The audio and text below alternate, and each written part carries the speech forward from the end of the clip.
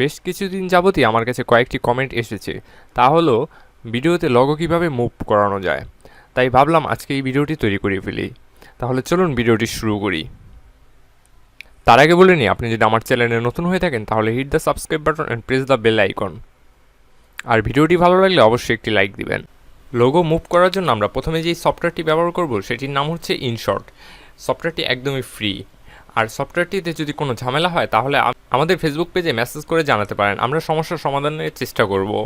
Facebook পেজের link description বক্সেই দেওয়া থাকবে, সেখান থেকে আপনারা নিয়ে নিতে পারবেন। এছাড়াও অ্যাপের লিঙ্ক আমি ডেসক্রিপশন বক্সেই দিয়ে চাইলে সেখান থেকে ডাউনলোড করে নিতে পারেন।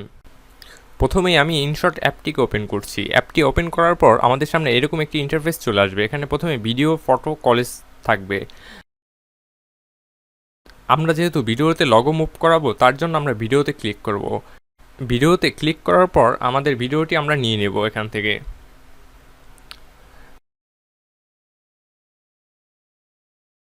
কপিরাইট ইস্যু থাকার কারণে আমার ভলিউমটি আমি কমিয়ে নিচ্ছি।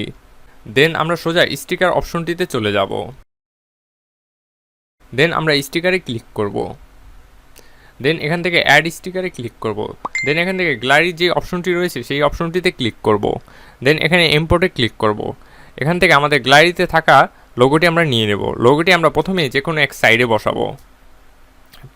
তার আগে লোগোর যেই লেয়ারটি আছে এটিকে বড় করে নেব। দেন আমরা লোগো পজিশন মতো বসিয়ে নেব।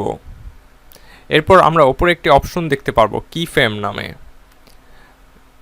এখানে লেয়ার অনুযায়ী আমরা কি ফ্রেমগুলো বসাবো।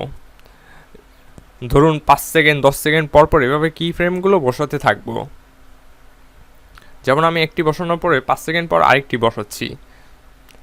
তারপর ওই কি ফ্রেমের জায়গায় লোগোটি একটু ওপরে উঠে দেবো। আবার আরেকটি কি ফ্রেম বসানোর পরে লোগোটি আরেকটু ওপরের দিকে উঠে দেবো, অর্থাৎ জায়গাটি চেঞ্জ করব। এভাবে করেই কি ফ্রেম বসাবো আর লোগোর জায়গাটিকে পরিবর্তন করব।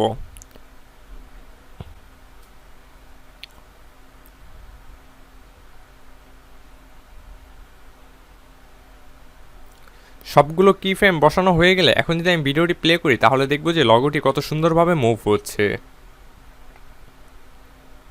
আর আজকের ভিডিওর কোয়ালিটি খারাপের জন্য আমি দুঃখ প্রকাশ করছি। পরবর্তীতে ভিডিও রেকর্ড করার সময় এই বিষয়ে আমি খেয়াল রাখব।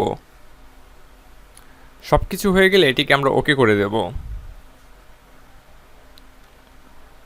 দেন আমরা ভিডিওটিকে সেভ করার জন্য উপরে সেভ আইকনে ক্লিক করব। দেন এটি সেভ হয়ে যাবে। সো ভিউয়ার্স, আজকের ভিডিওটি এই পর্যন্তই। ভিডিওটি যদি ভালো লাগে তাহলে অবশ্যই একটি লাইক দিবেন এবং কমেন্ট করে জানাবেন যে পরবর্তীতে কী নিয়ে ভিডিও দেখতে চান।